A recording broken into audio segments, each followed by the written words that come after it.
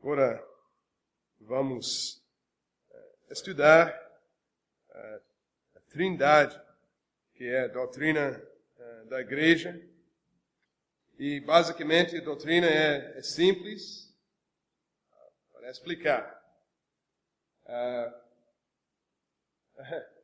Tem um erro no primeiro ponto. O único Deus é três pessoas: Pai, Filho e Espírito Santo. Ele existe em três pessoas. E, segundo ponto, que cada pessoa é completamente Deus. E esse único Deus não é dividido. Agora, daqui a pouco, a gente vai imaginar uma analogia. Então, quero que já vocês estão imaginando algo na Terra que podemos usar para descrever, para explicar a Trindade. O único Deus, três pessoas, Pai, Filho e Espírito Santo. Cada pessoa é completamente Deus e o único Deus não é dividido. A gente vai elaborar mais. Mas são muitos os oponentes desta doutrina.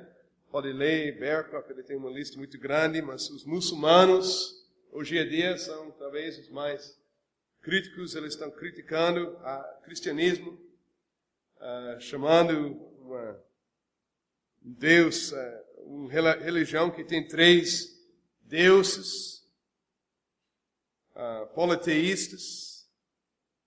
Também os racionalistas estão querendo qualificar a distinção entre as pessoas ou a unidade de Deus. E temos então outra posição mais nova hoje em dia. As testemunhas de Javé talvez já bateram na porta.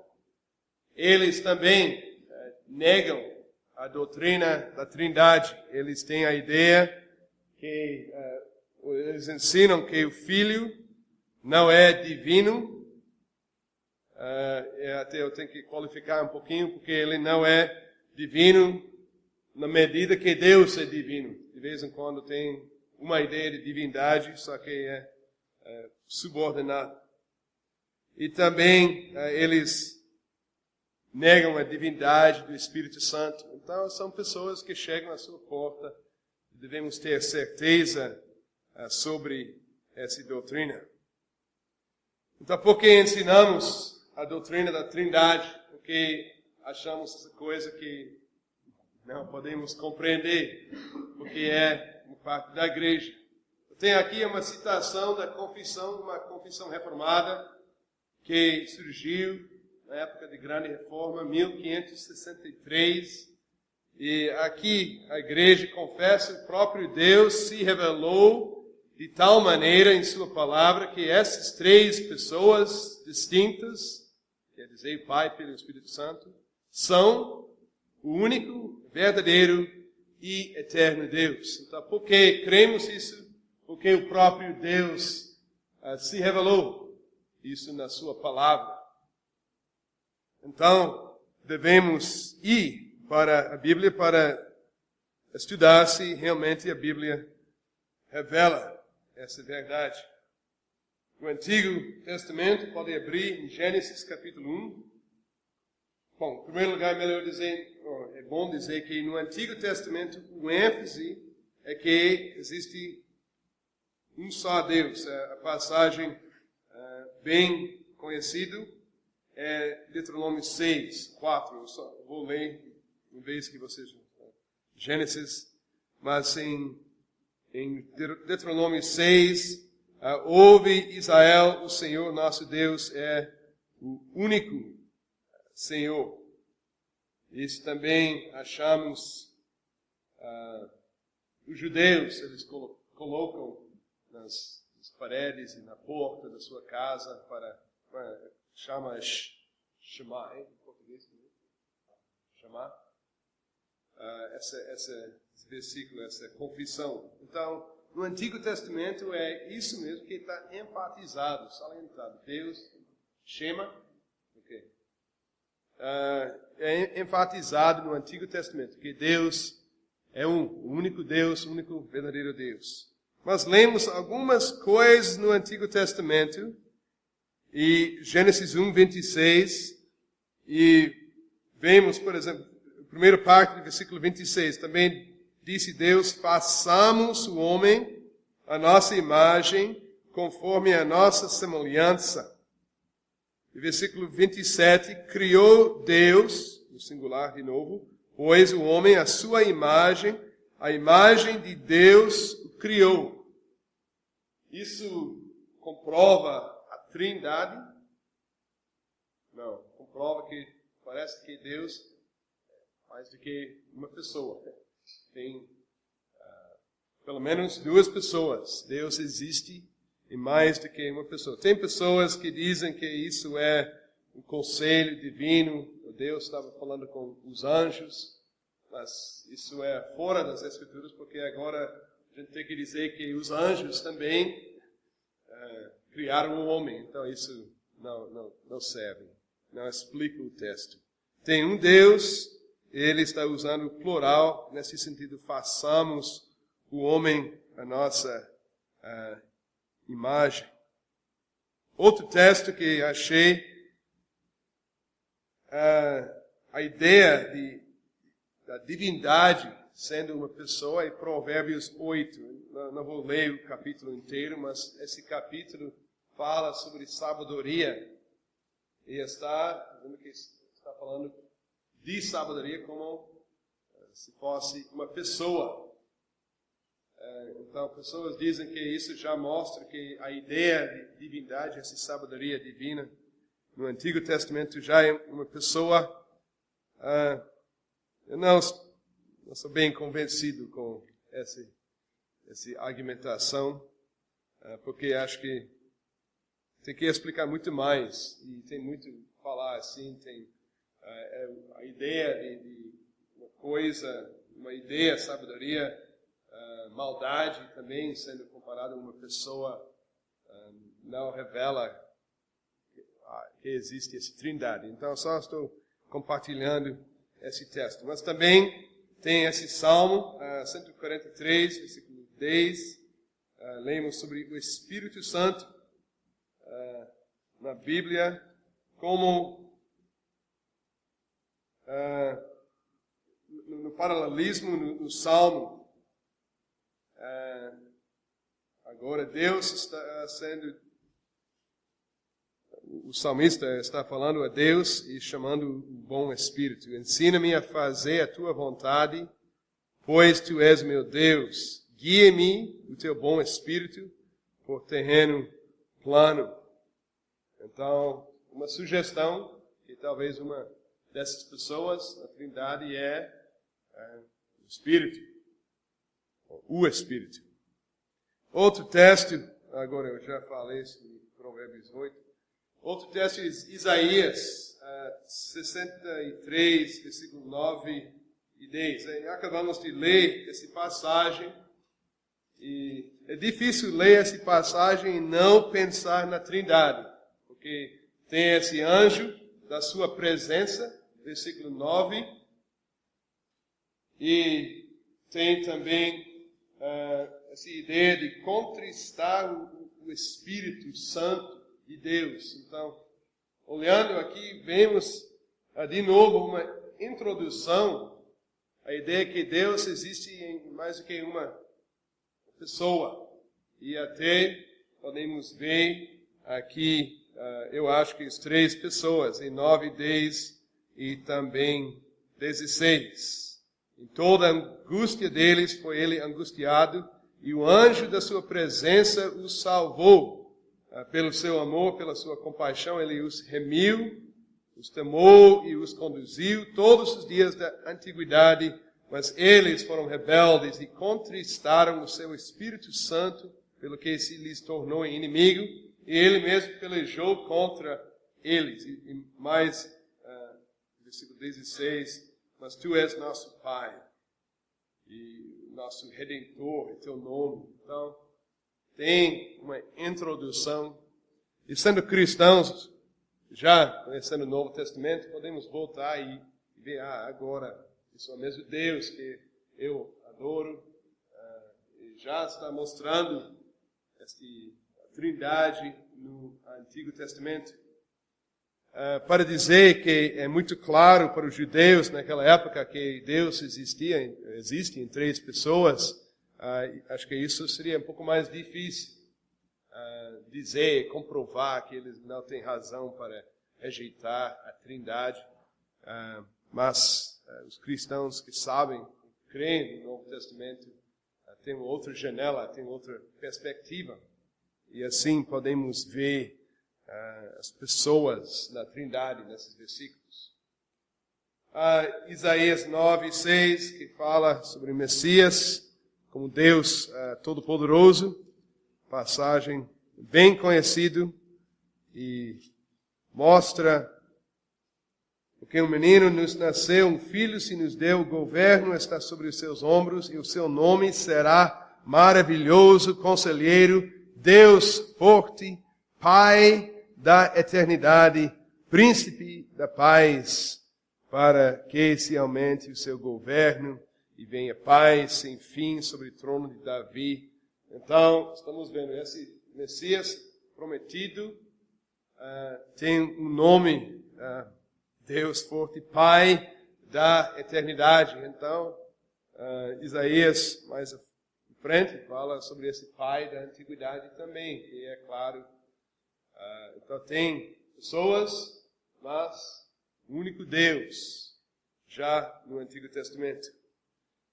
E comparando com o Novo Testamento, Jesus mostrou isso em muitos textos, dizendo, essa passagem falou de mim. Lucas 4, ele está dizendo, ele leu Isaías 61, ele disse, essa passagem está falando sobre mim.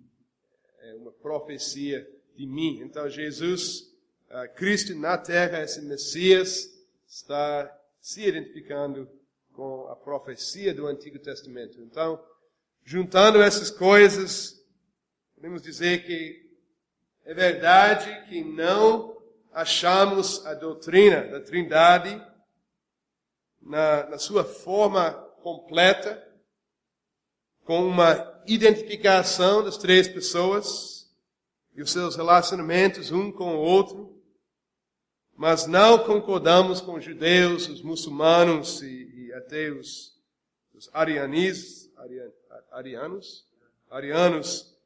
que alegam que não há nenhuma revelação da Trindade no Antigo Testamento. Aquilo que no Velho Testamento parece escuro, no Novo Testamento fica totalmente claro. Alguém tem alguma pergunta sobre o Antigo Testamento? Ou talvez outros textos? Eu vou, com certeza, voltar um pouco mais para o Antigo Testamento, mas neste momento da introdução. É quando diz lá a expressão, ouve, ó Israel, o Senhor é o nosso único.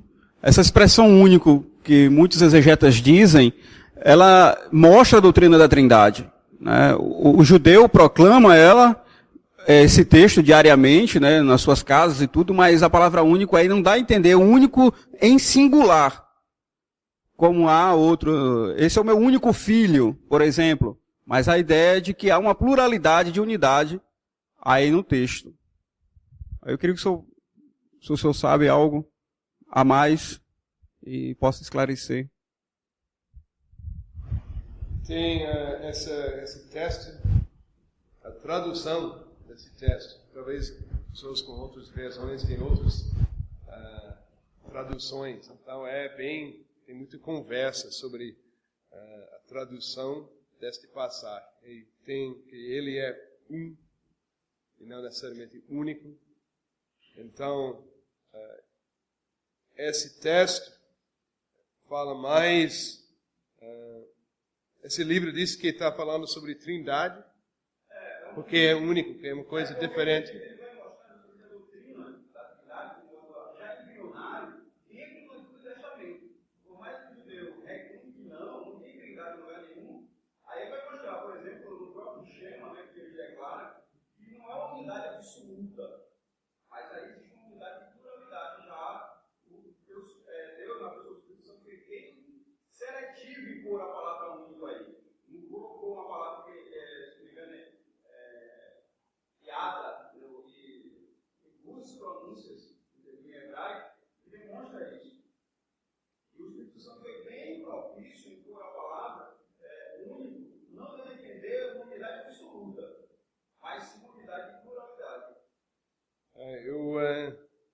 tenho de ler este artigo. Eu não tenho dificuldade, e nenhum de nós tem de ter dificuldade, se no final das contas a gente quer dizer não. Esse texto enfatiza que Deus é um. E porque isso é a doutrina da Trindade, tem que ter Deus, um Deus e 3 pessoas. Então, de vez em quando pessoas estão, talvez tenham razão, eu quero ler e pensar mais sobre esse artigo, não estou dizendo que está errado. Eu sei que a tradução deste versículo, tem várias traduções, talvez alguém tenha NVI aqui, provavelmente vai ter outra tradução aqui, e eles enfatizam partes diferentes e eles botam vírgula em lugares diferentes e já muda a ideia um pouquinho.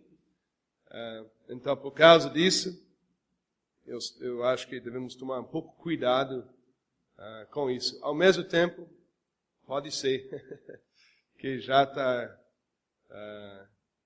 dizendo que ele é o fato que Deus é um, ele é um de forma diferente do que o nosso entendimento de um. Mas eu tenho que ler. Qual o autor desse livro? Qual o nome do livro? O livro, na verdade, é a Trindade de Deus no Antigo Testamento. Ok.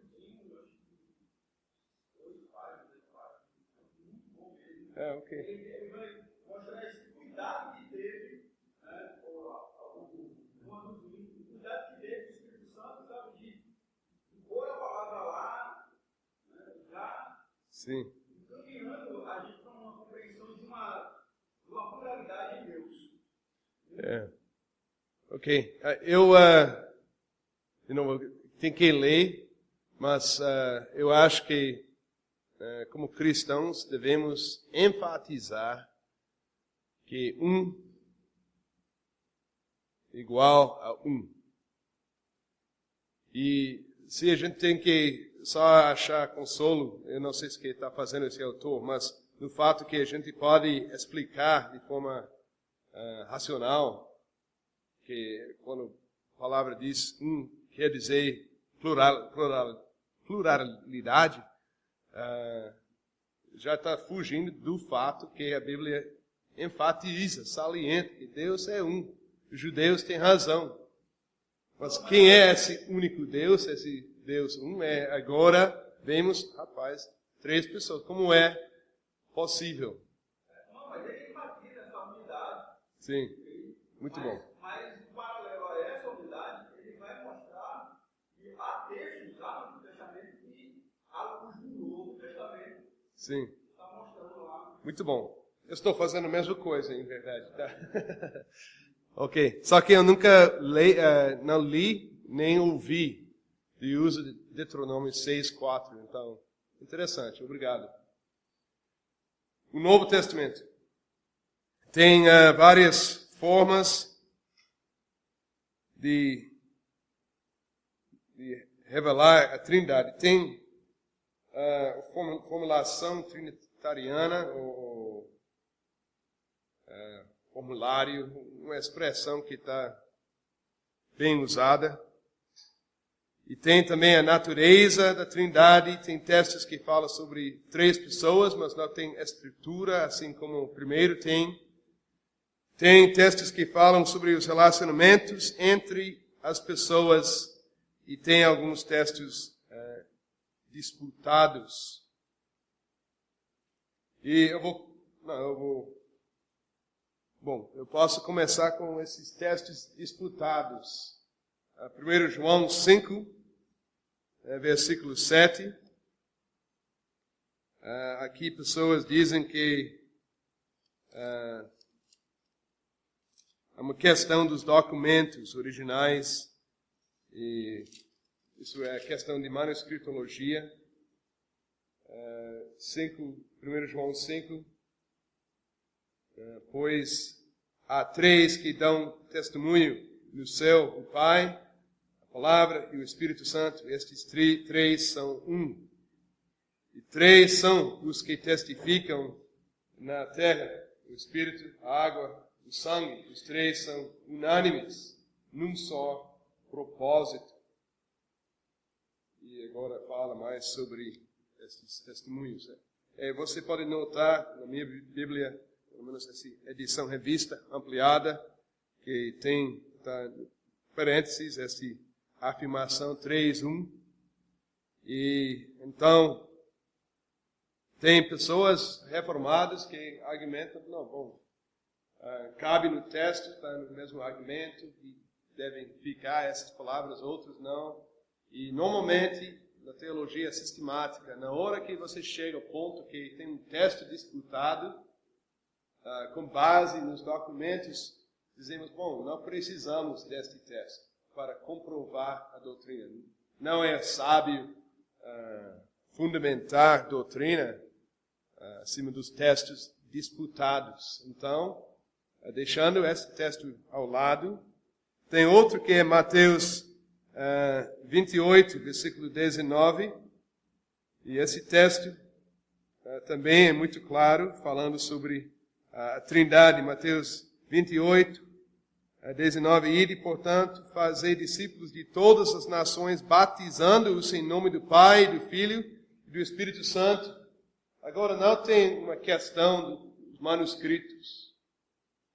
Isso não é. As pessoas, agora a crítica vem, os teólogos que dizem, bom, isso é um pouco antes da hora de batismo em 3 pessoas. Então, eles acham que foi inserido este texto, este versículo, depois, com base na experiência da igreja. Então, todo mundo agora a igreja está batizando em nome do Pai, Filho e Espírito Santo.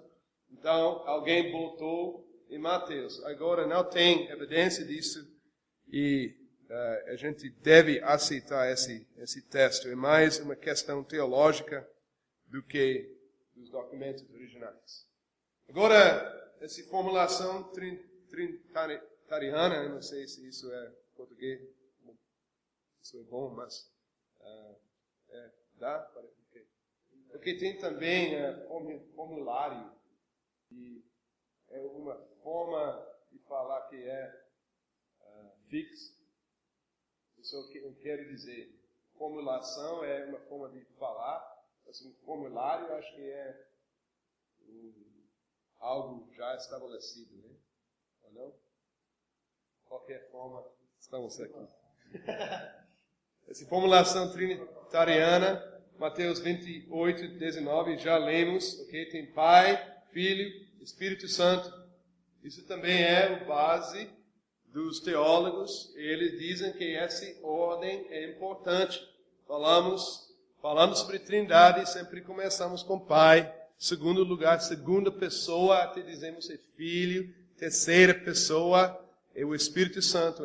Essa ordem, então, por isso eles falam sobre a formulação trinitariana. E também 2 Coríntios 13, 14, na bênção. Agora está vendo, está no batismo e na bênção apostólica. A graça do Senhor Jesus Cristo e o amor de Deus e a comunhão do Espírito Santo sejam com todos vós. Tem as 3 pessoas, um ao lado do outro. Natureza da Trindade, podemos ler Efésios 4. Efésios 4, 4 até 6. Há somente um corpo e um espírito, como também fostes chamados numa só esperança da vossa vocação. Há um só Senhor, uma só fé, um só batismo, um só Deus e Pai de todos, o qual e sobre todos age por meio de todos e está em todos. Também tem Gálatas 4, não, desculpa, 1 Pedro 1, versículo 2, aqui lemos, eleito segundo a presciência de Deus Pai, em santificação do Espírito, para a obediência e a aspersão do sangue de Jesus Cristo. Graça e paz vos sejam multiplicadas. Então, de novo, tem essas 3 pessoas. e a obra deles também, o que eles fazem. Esses textos estão mostrando as obras das pessoas na Trindade. As passagens, Marcos 1, 9 até 11, é o batismo de Jesus. O batismo, eu acho que se vocês têm filhos, é mais fácil forma de explicar a Trindade. Porque agora é bem concreto. Tem o Filho de Jesus, está onde? Está na água. E o Espírito está descendendo. E o Pai está falando nos céus. E existe quantos deuses? Um só Pai. Tem ensinamento, porque a gente tem que ensinar, embora não é explicar todas essas perguntas, mas mostrando isso, eles têm batismo e ao mesmo tempo eles estão ouvindo, não, mas existe um só Pai, um só Deus. E assim podemos ensinar. Então, batismo eu acho que é muito bom para ensinar e mostrar o elemento das três pessoas. Para uma criança é muito mais fácil do que um batismo, essa formulação do batismo ou da bênção. Nesse momento é visível, ao vivo, para uma criança, para mim também. 4, Gálatas 4 até 6. Vindo, porém, à plenitude do tempo, Deus enviou seu Filho, nascido de mulher, nascido sob a lei, para resgatar os que estavam sob a lei, a fim de que recebêssemos a adoção de filhos. E porque vós sois filhos, enviou Deus ao nosso coração o Espírito de seu Filho, que clama, Abba, Pai. Texto tão rico. Você já pode aprender muito só nesses versículos sobre também o relacionamento entre as pessoas, que Jesus explica mais em João 14. Mas lembra disso que tem o Filho enviado por Deus com o propósito de resgatar, e ele também tem agora uma transformação, e tem o Pai, Deus, enviando o Espírito do seu Filho. Então, temos muitas coisas a explicar qual é o relacionamento entre as pessoas. Então, vamos para João 14, para receber mais confirmação destes pontos. João 14, 26. Jesus está falando, isto vos tenho dito, estando ainda convosco. 26, mas o Consolador, Paracletos, em grego, o Espírito Santo, a quem o Pai enviará em meu nome, esse vos ensinará todas as coisas e vos fará lembrar de tudo o que vos tenho dito. Está falando isso, esse texto é um texto também que comprova a inspiração do Novo Testamento, das cartas dos apóstolos e dos evangelhos, o Mateus e os evangelhos também, porque está dizendo aqui que o Espírito que Deus enviou está dando as palavras aos discípulos. Isso é muito específico no contexto aqui.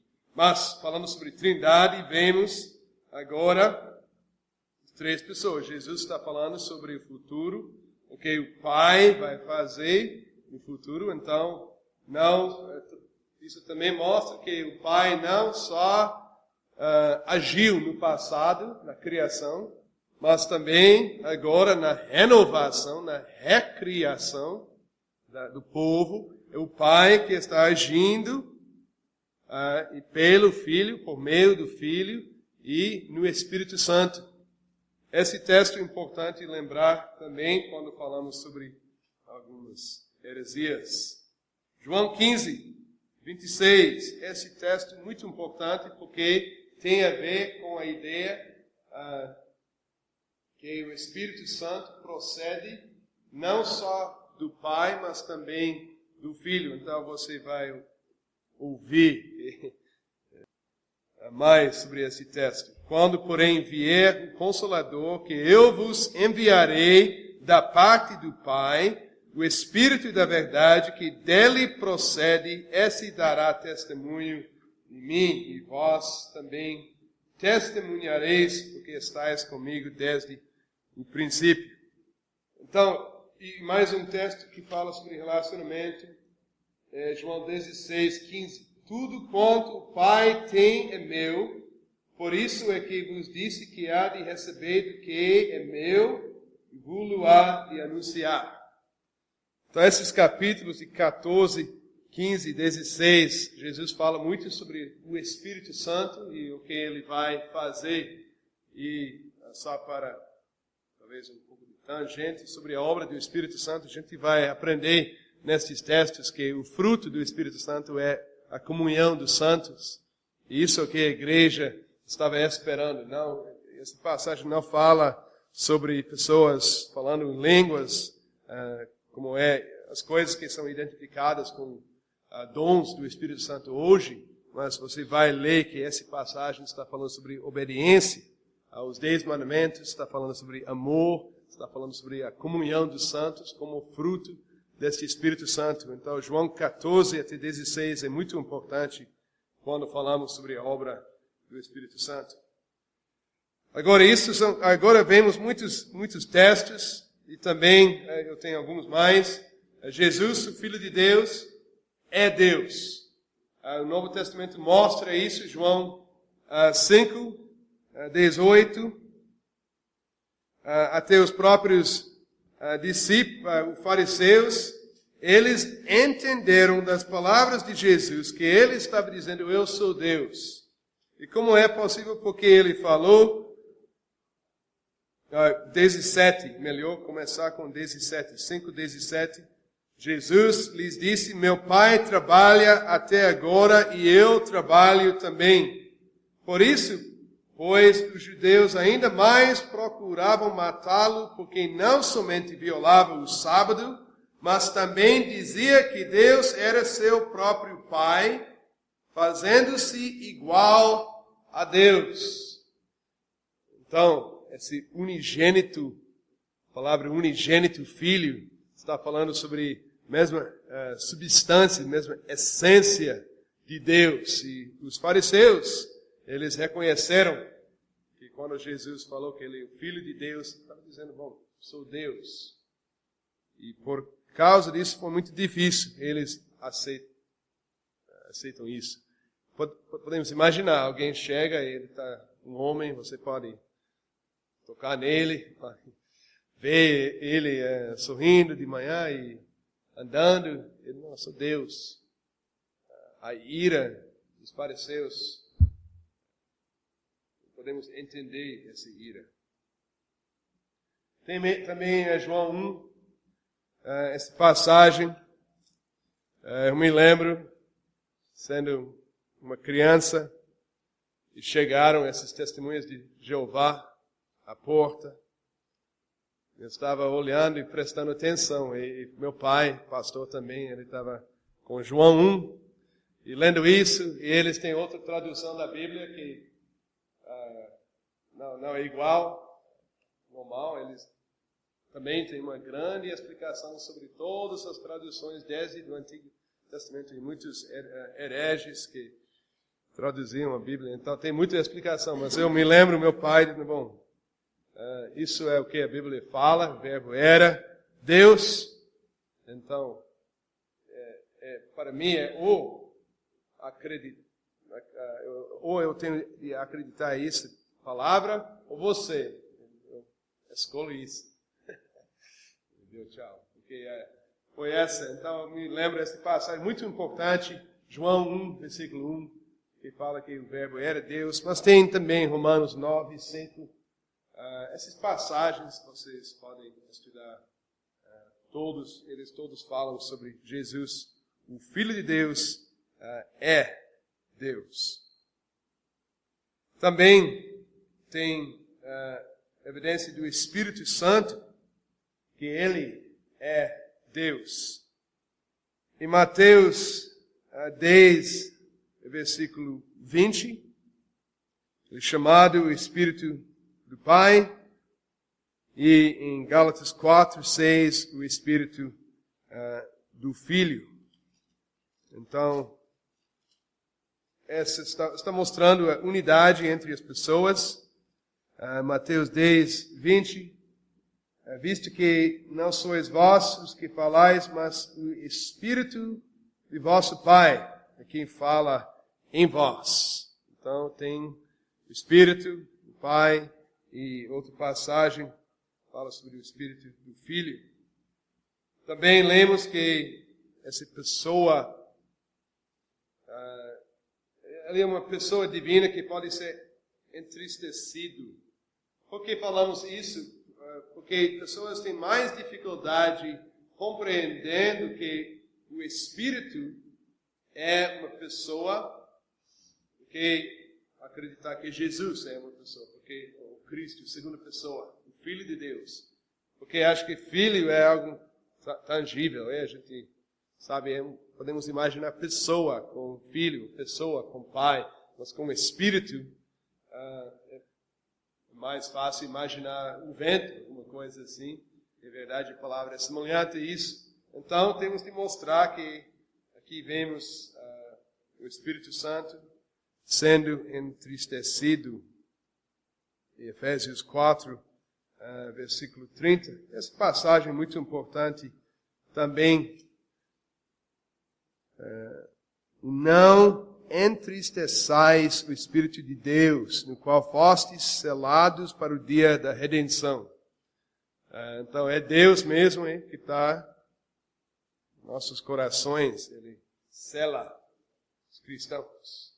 Também lemos que o Espírito da vida, que é um ato divino, e João 6, 63, aqui lemos Jesus falando, o Espírito é o que vivifica, a carne para nada aproveita, as palavras que eu vos tenho dito são Espírito e são vida.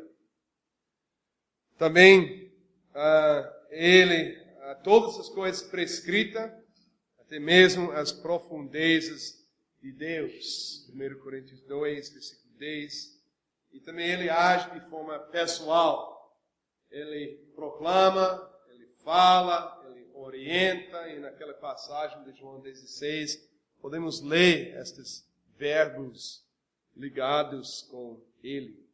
E no livro de Atos vemos o Espírito Santo trabalhando. E então entendemos que é o Espírito que está trabalhando na igreja. Atendei por vós e por todo o rebanho, sobre o qual o Espírito Santo vos constituiu bispos. Então, entendemos que os ofícios vêm de Deus e somos embaixadores de Cristo, mas quem constituiu os bispos, os presbíteros, a Bíblia claramente diz que é o Espírito Santo. Então, agora tem muita coisa na Bíblia que fala da trindade das pessoas e tem 3 nomes que sempre estão surgindo, Pai, Filho e Espírito Santo, ou Espírito de Pai ou Espírito do Filho. Então, talvez melhor dizer Pai, Filho e Espírito. E tem muitos textos e a igreja está recebendo tudo isso, dizendo, bom, a Bíblia ensina a trindade, mas como é que devemos expressar esta verdade para que seja útil para a igreja, para que meus filhos podem entender o batismo, o Pai, Filho e Espírito Santo, para que eu possa entender o que significa a bênção de Deus, Pai, Filho e Espírito Santo, e para que eu possa entender a obra de Deus em meu favor. Então, teologia sistemática chega e só usando a Bíblia tem que ajudar, organizar e ajudar na formulação desta doutrina. E então, vemos a confissão da Trindade que vem das Escrituras. E já vemos isso resumido no início. Mas a doutrina foi definida por causa das heresias. Então, como está já foi dito e muito claro. Em verdade, eu posso viver minha vida inteira só com a ideia do batismo de Jesus na minha mente e a afirmação que existe só um Deus. Então eu posso viver minha vida glorificando Deus sem fim, eternamente. Isso demonstra Deus a mim. Deus eterno, único Deus, e ainda aqui trabalhando em meu favor em 3 pessoas. E o Espírito dirigindo. Bom, pode falar muito sobre o batismo. Isso é suficiente. Mas surgiram heresias. E então foi necessário definir melhor o que é a doutrina. O que podemos dizer sem blasfemar o nome do nosso amado Deus. Então, tem homens que estão chegando e eles querem explicar esse Deus.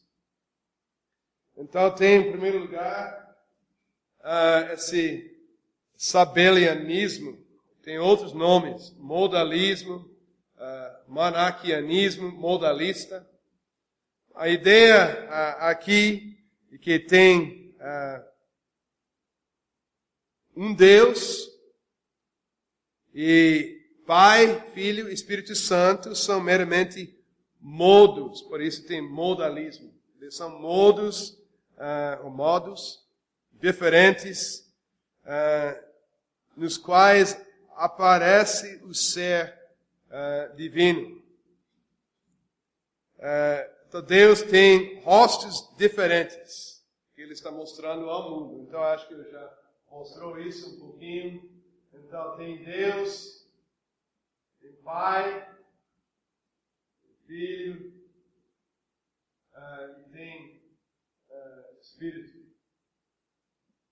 Em um momento, agora, eles dizem agora esse cara, esse rosto de Deus está olhando ao mundo. Assim, então, o Pai já trabalhou, o Filho já trabalhou e agora é só o Espírito. Isso é o ensino de muitas seitas pentecostais. Eles negam realmente, diminuem essa ligação entre Pai, Filho e Espírito Santo e é só o Espírito Santo.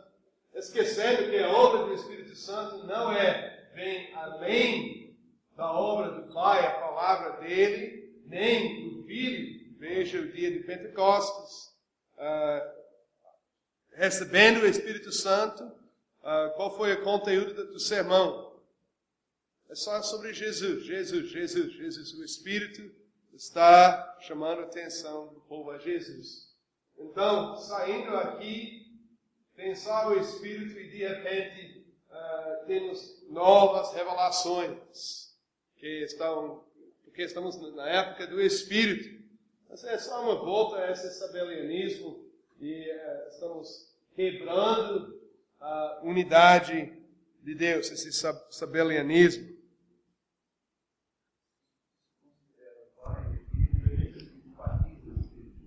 Sim. Bom, eu estou vendo isso.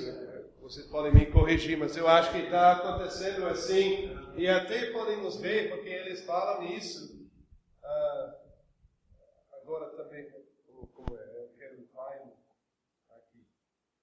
Pai aqui, ele faz o quê? Ele criou, tá certo? Ele fez isso. E ele é legislador. Mas acabou quando chegou o Filho, que agora é amor. E esse morto. Mas acabou, e agora estamos aqui com o Espírito. Isso é sabelianismo. Então o Pai, tem criação, está aqui, mas não tem muito. Ele parou de trabalhar. Agora o Filho fez algum trabalho, sim, mas agora é o Espírito Santo. Então tem um Deus que ele está se manifestando um depois de outro. Isso é claramente dificuldade. A questão de ênfase, até podemos conversar sobre isso, porque eu acho que claramente o Pai a gente tem que salientar o nome do Pai na época na criação. Ele é o Criador, em primeiro lugar. Embora o Pai, o Filho e o Espírito estavam presentes, criando também. Economia, exatamente. Tem uma pergunta?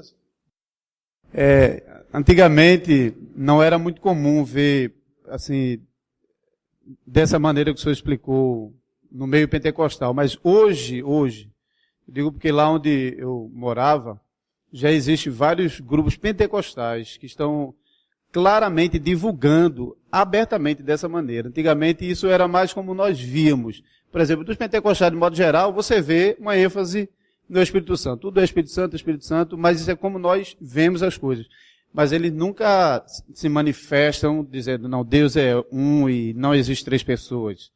Mas hoje, acho que começou com o grupo musical Voz da Verdade, e hoje, nos bairros, tem várias igrejas pentecostais que o emblema da igreja é unicismo mesmo, é modalismo.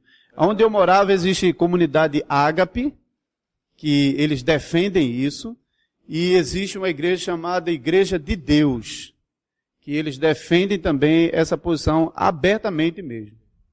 Não, é interessante, então eles estão enfatizando que existe só um Deus. Bom, está certo, nesse sentido, mas tem mais.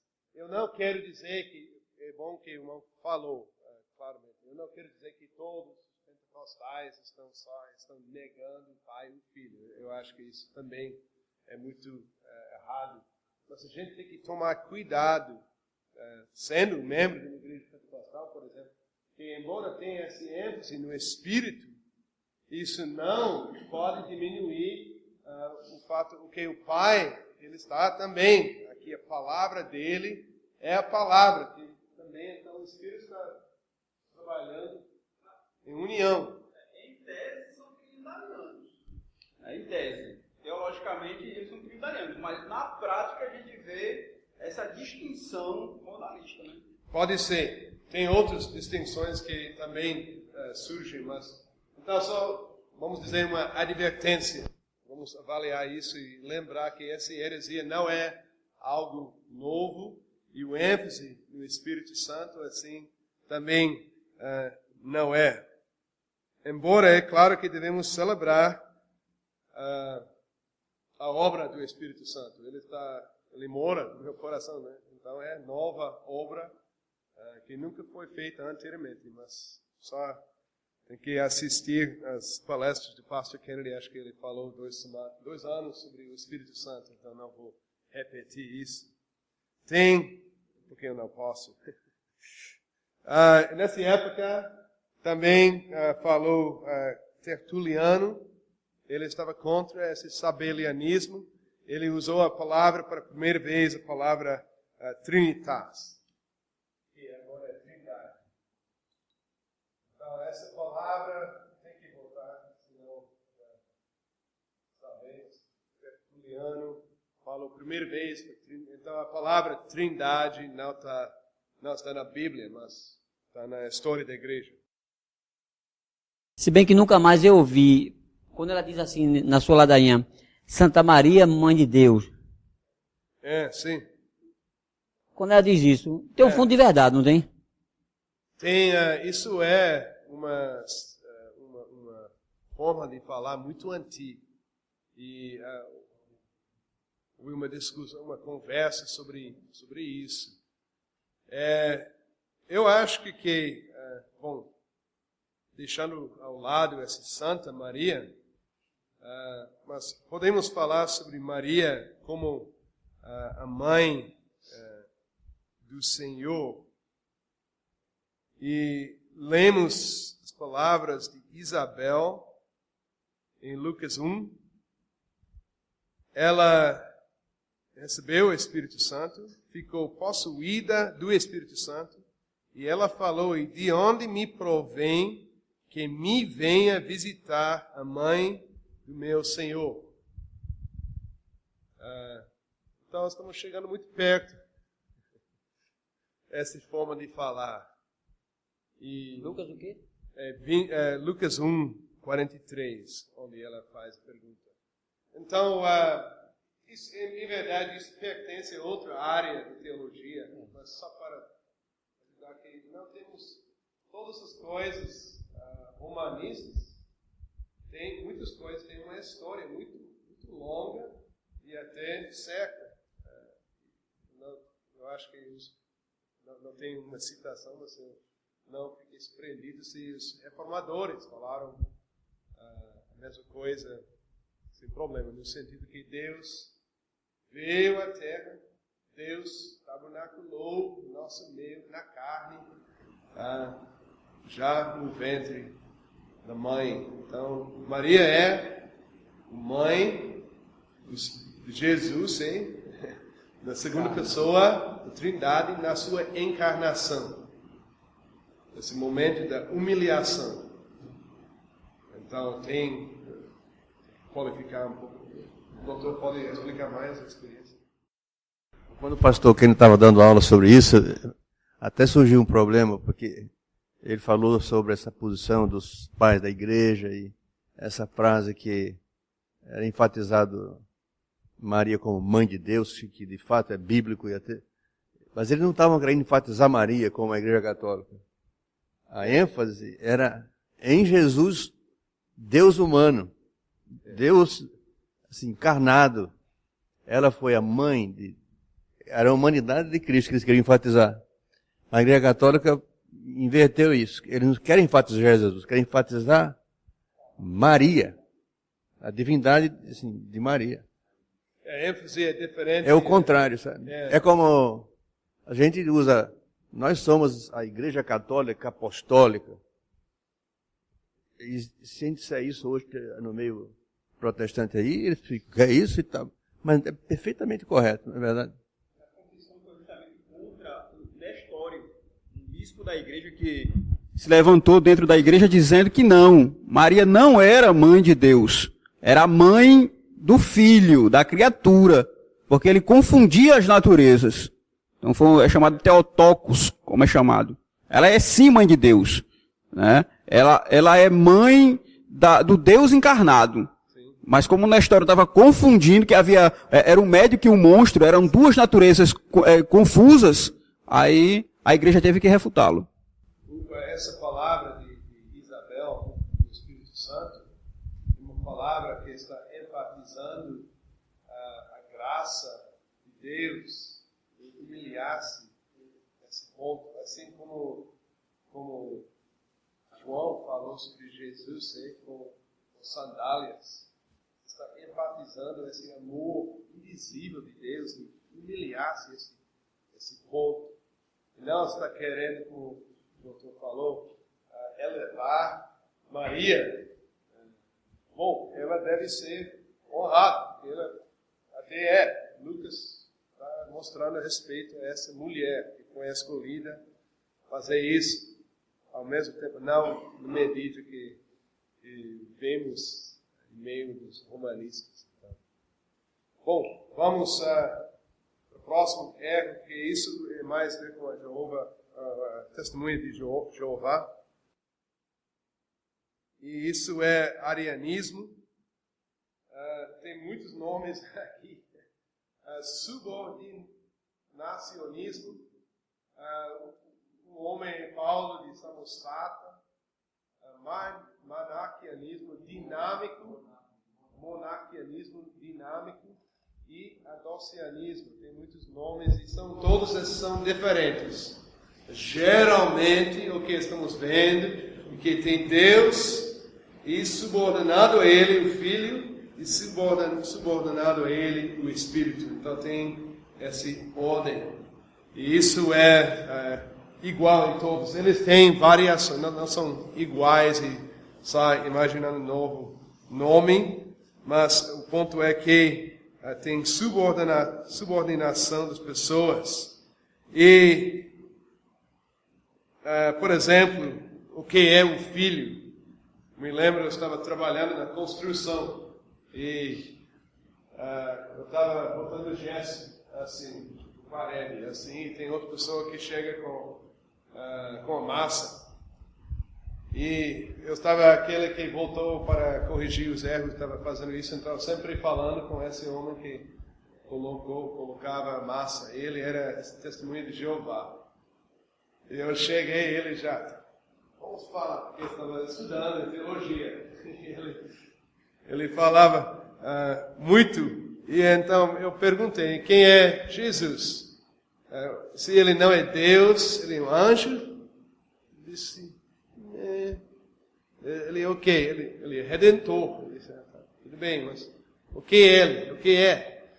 Não, ele não tinha uma resposta por isso. Para ele não se preocupou com isso. Só existe Deus, e Cristo não é Deus.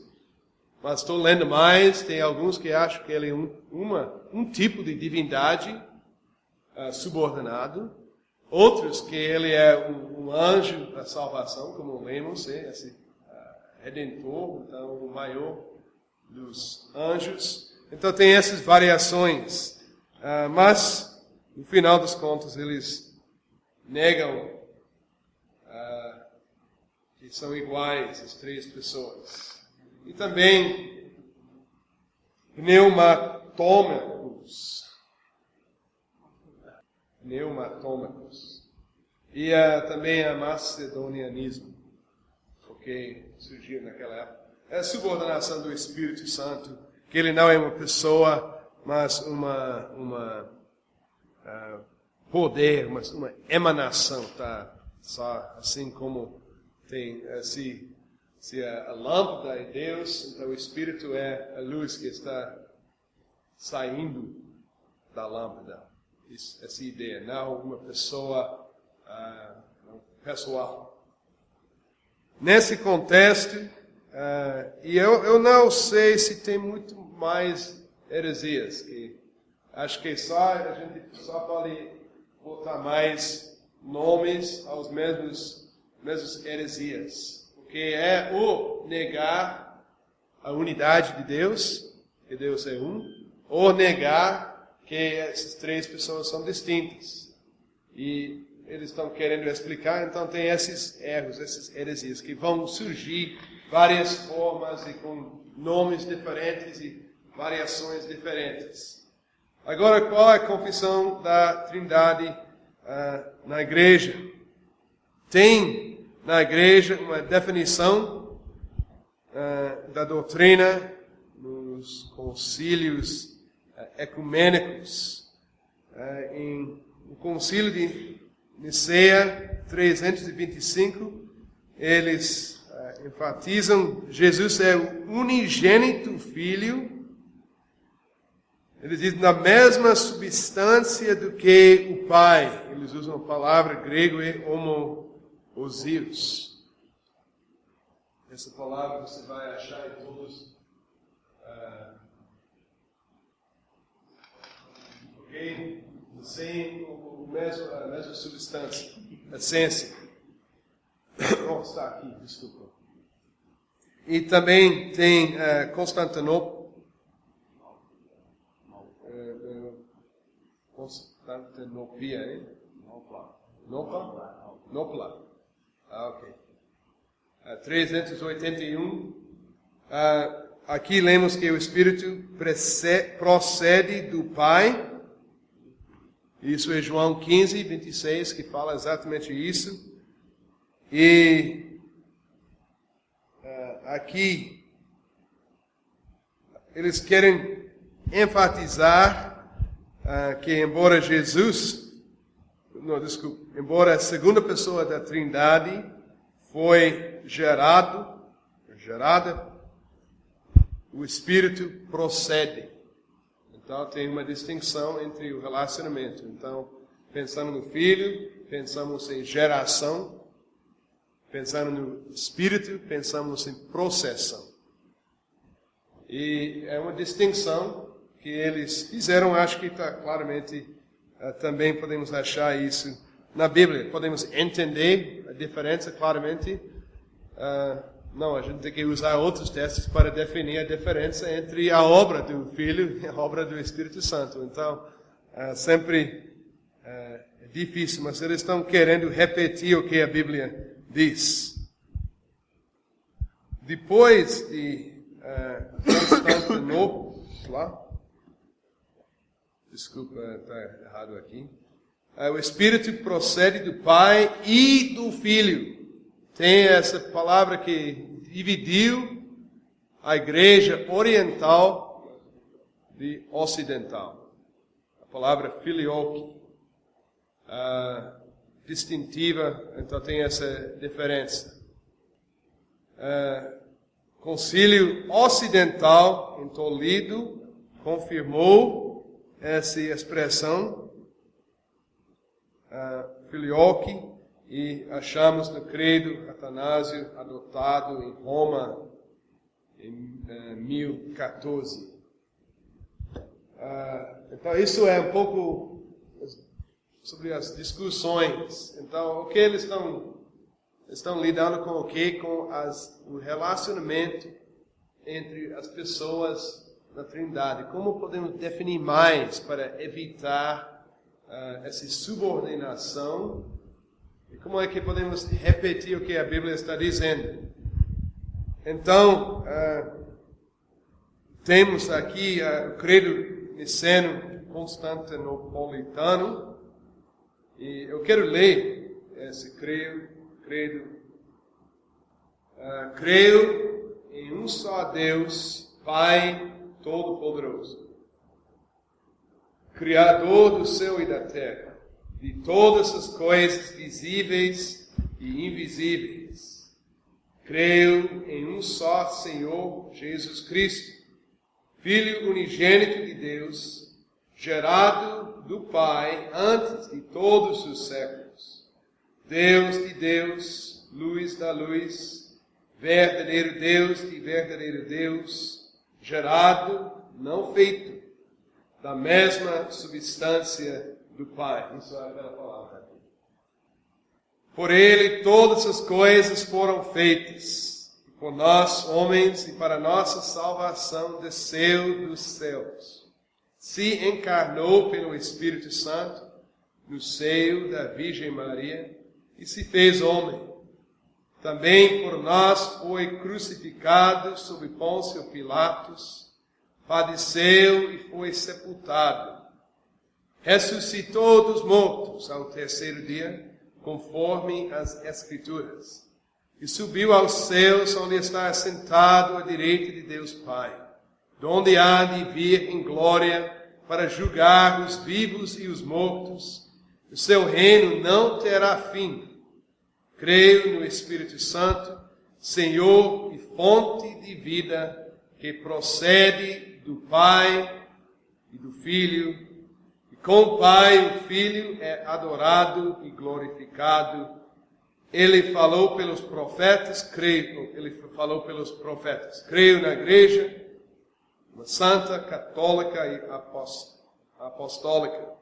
Confesso um só batismo para a remissão dos pecados.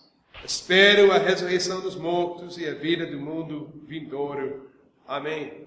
Bom, eu só destaquei isso só para mostrar que a ideia de um só batismo é muito antiga, é uma ideia muito antiga, e a ideia de rebatizar muito, uma coisa muito estranha na igreja de hoje. Então, só para mostrar aí esse credo é de 325, depois da morte de Cristo, ou 381, melhor dizer, que é essa combinação.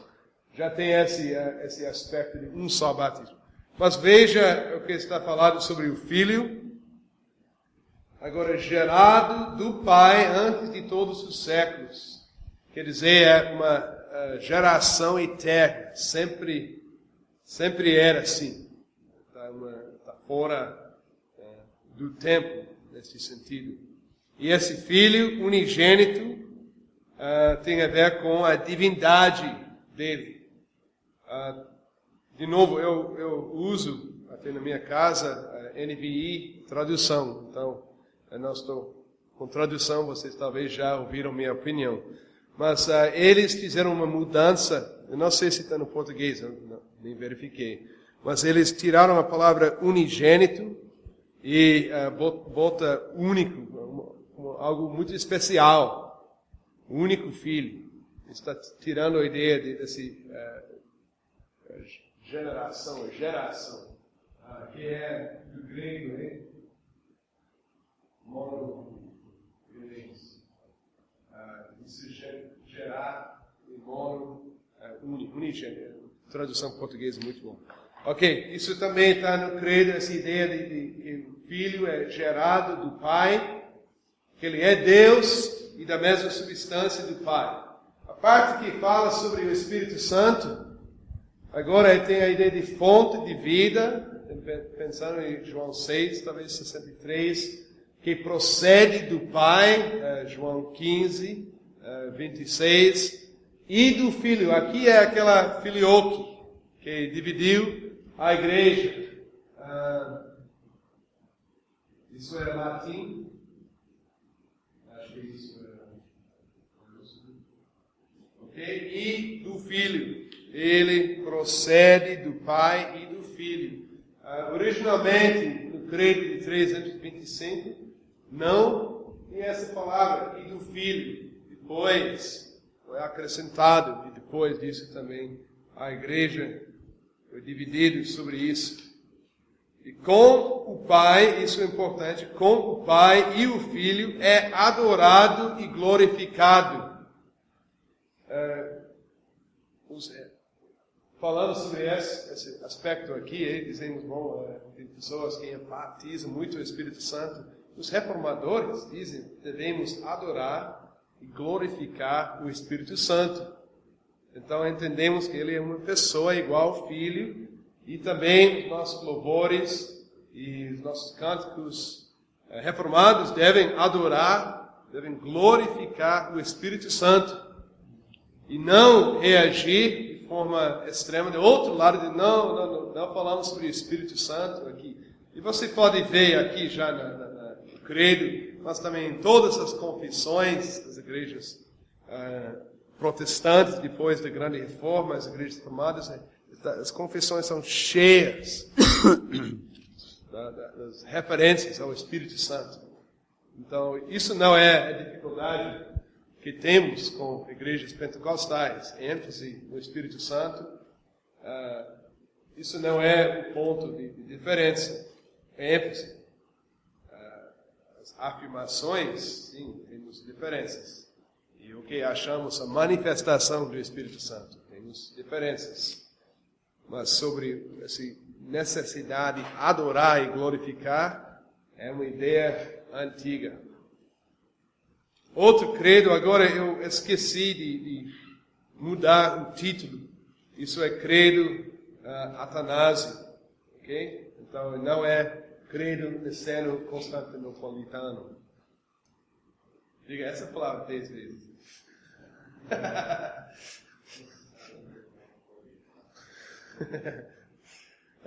Mas agora isso não é o credo. Esse credo Atanásio, eu vou ler o que esse credo falou sobre a Trindade. Quem quiser... Atanasiano, sim. Quem quiser salvar-se deve, antes de tudo, professar a fé católica.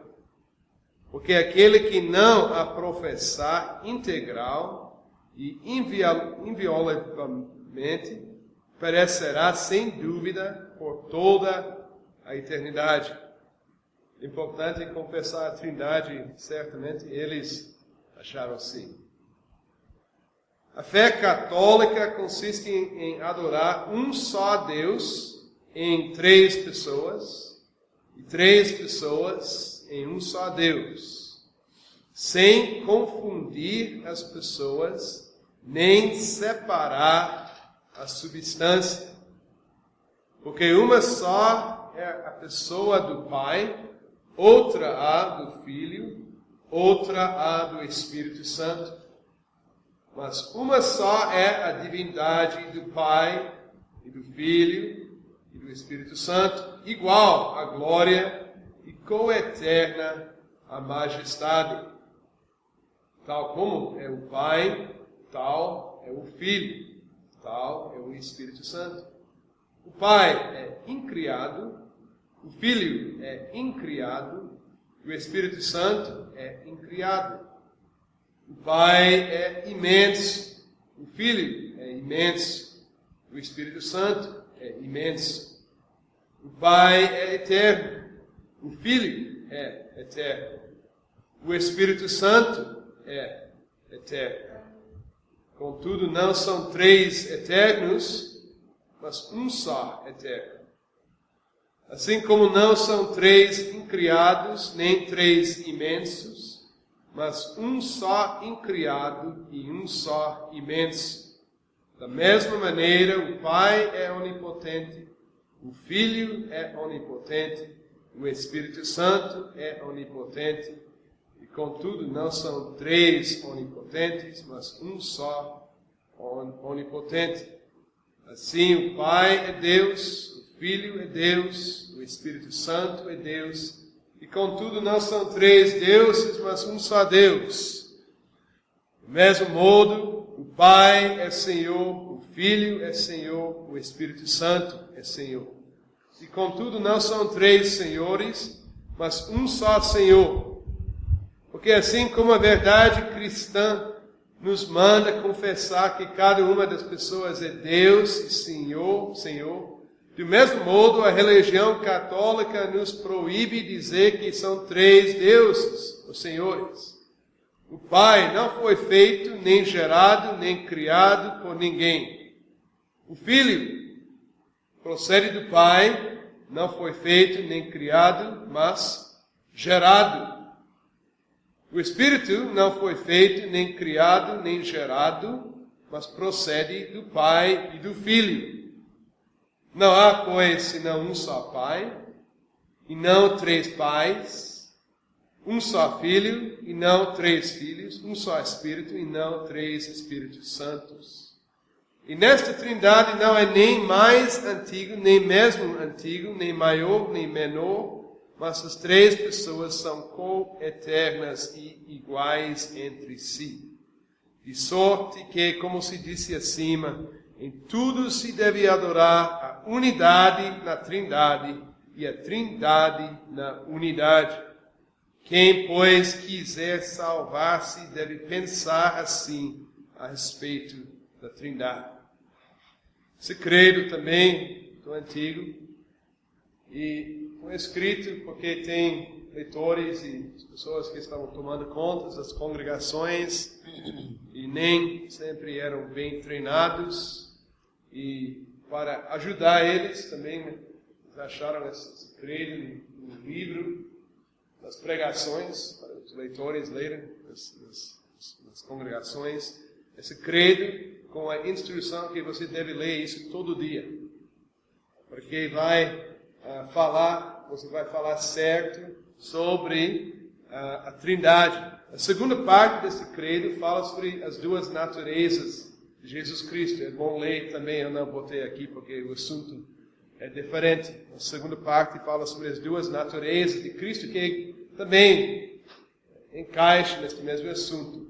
Mas eles, lendo isso todo dia, esses leitores, as pessoas que não foram educados, mas ainda tomando conta das congregações, eles podiam falar corretamente, em conforme com as decisões dos conselhos sobre a igreja, sobre a trindade. Então eu vou encerrar aqui. Próxima vez a gente vai avaliar a teologia da trindade, e eu vou botar também na tela mais explicações sobre as conclusões, e a gente pode sair com uma imagem só, que espero que vai nos ajudar a decorar esse credo. Vou fazer uma pergunta aqui que veio à mente. É sobre, geralmente nas igrejas pentecostais mesmo, a gente diz, nós somos irmãos de Jesus, né? Sim. Mas existe uma blasfêmia aí nesse ponto de nós compararmos, porque quando a gente vê aí o credo, os credos, a gente vê uma unidade perfeita. E nós não somos perfeitos. Sim. Né? Mas a gente se comparar a santidade de Deus, há algum pecado nisso aí? É ok. É uma pergunta, eu acho que boa, porque mostra o respeito que o irmão tem de Jesus e de Deus, e reconhecendo que Ele é Deus, único Filho de Deus. Só da nossa parte, para falar isso, seria difícil, porque estamos nos elevando, e não estamos mostrando muita humildade. Mas uma vez que Cristo nos chamou irmãos, até Hebreus disse que Cristo não foi envergonhado chamar nós irmãos. Então, com base nisso, podemos dizer que sim, somos irmãos de Jesus. Ao mesmo tempo, Ele nos comprou. Então, éramos escravos e Ele nos comprou. Então, somos escravos dEle. E então não tem nada em nós que tenha... Não temos direito de falar, não, Ele é meu irmão agora, mas... então, somos escravos, Ele é o nosso Senhor. Mas Ele nos chamou irmãos. Deus nos chamou filhos. Então, estamos vendo que agora Paulo fala sobre a família de Deus. Então, nesse contexto, com esse respeito, podemos dizer que somos filhos de Deus e Cristo é Filho de Deus. E Ele nos chama irmãos, Hebreus diz. Então, isso mostra a graça indizível de Deus. Então, estamos sendo chamados que não merecemos esse título. Mas uma vez que Cristo morreu, nos comprou e Deus nos adotou, agora realmente podemos falar sobre Jesus como Deus de nosso Senhor, que é também meu irmão. Mas falamos com cuidado e não com essa ideia de, não, está tudo bem, meu irmão Jesus, não, porque também Ele é um Filho de Deus e como diferente que nós. Ele é unigênito, da mesma natureza, e somos por adoção, fomos adotados, sabe? Então, chegamos a sermos membros desta família, mas é só pela graça do Senhor. Então, nós estamos lá, sendo amados completamente com o mesmo amor que Deus tem para o seu próprio Filho, também para nós, tem esse amor, mas não somos orgulhosos, e isso é provavelmente sua preocupação, a forma de falar, não, irmão Jesus, tecnicamente eles têm razão, mas é mais do que só as palavras, mas também o coração, deve ser humilde, e damos graças a Deus que Ele não foi envergonhado de chamar irmãos. Alguém tem passagem? Então, Agora, no caso aí, blasfêmia no caso, a gente vê quando a gente lê num para-choque de um carro ou num vídeo de um carro, lê assim, eu canso de ver isso aí direto. Sou filho de Deus, irmão de Jesus. Será que eu sou fraco? Eu canso de ver isso aí direto. Alguém viu isso aí? Vivemos, não merecemos a nossa posição, né? Mas também podemos chamar Deus o Criador dos céus e da terra, nosso Pai. Então, a fé cristã enche os nossos corações com tanta alegria que cada vez você abre a Bíblia, você vê mais graça, mais misericórdia. Então, Deus também, Ele que enviou o seu Filho para morrer em favor dos pecadores. Ele sabe que pecamos. É por isso que Ele enviou o seu Filho. Então, nós não estamos chocando Deus. Veja isso. Mas Ele sabe, e por isso que Ele enviou o seu Filho. Então, uma mensagem cheia de graça. E qualquer pessoa que acha que ele pode andar na sua própria força, não leu a Bíblia. Qual a passagem? Não, mas eu estou dizendo isso porque eu fui criado na minha casa, eu não podia falar só Jesus. Meu pai não, é Senhor Jesus. E tem esse aspecto. Tem outro lado, que agora tenho que pensar de novo, porque meu pai falou isso, eu estou pensando com meus crianças. Tem o fato que ele tem essa intimidade, que é claro que ele morreu, mas ele me comprou. Então é Senhor Jesus, e eu tento fazer isso na pregação. Eu sei que eu não faço sempre no falar, porque é raro que pessoas falem, então não entra na cabeça. Mas eu acho que tem que ter esse respeito. Quando eu penso no filho, é Apocalipse capítulo 1, aquela descrição de Jesus andando por meio das candeias, e isso é Jesus hoje. Ele não está nos calços, está assim. Então, a banalização do nome de Deus já é uma coisa horrível. E a banalização do nome de Jesus é muito criado numa cultura onde pecados ao nome de Deus tem bom mesmo. Aí pensa que só até minha esposa me falou, dizendo, você tem que falar sobre o terceiro mandamento de novo, porque em meio dos chamados cristãos, até reformados, ela está ouvindo, choca sistema. Meu Deus, meu Deus, meu Deus. Isso é para ela. Ela está dizendo, bom, eu não vou falar nada, porque ela é bem tímida, mas você deve falar de novo sobre isso, porque está fora da nossa ideia. Estamos usando o nome do Senhor.